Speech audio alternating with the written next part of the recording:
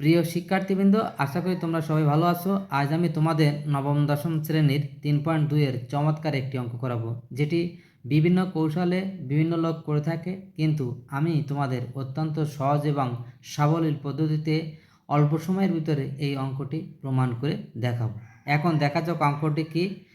X minus 1/x equal to √3 হলে প্রমাণ করো যে x square minus √3 x equal to 1, যেখানে এক্স নট ইকুয়াল টু 0। এর মানে কি? এইখানে অনেকে ঘাবড়িয়ে যায়, বুঝতে পারে না।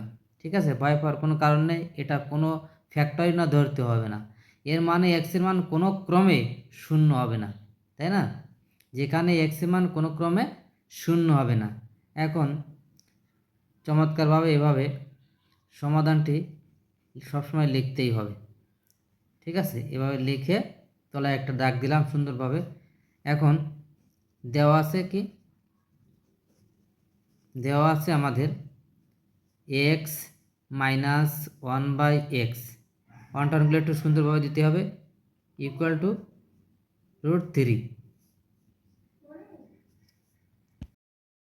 এবার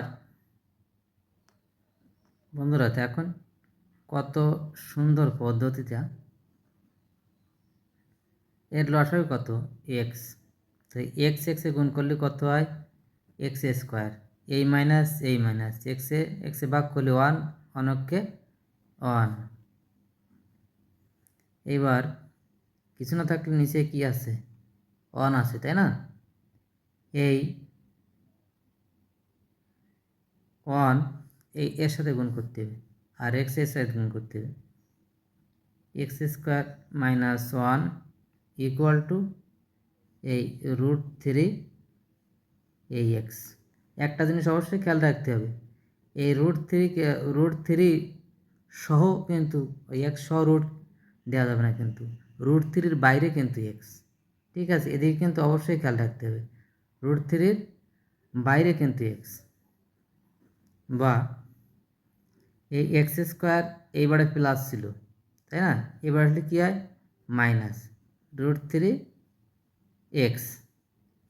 এই সমান সমান এই সমান সমান, এই মাইনাস থাকলে পড়ে গেলে প্লাস হয়।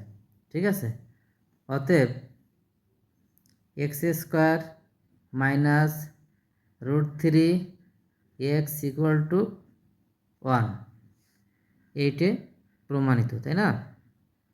প্রুফ। আমাদের কী চাইছিল এবার দেখতে হবে।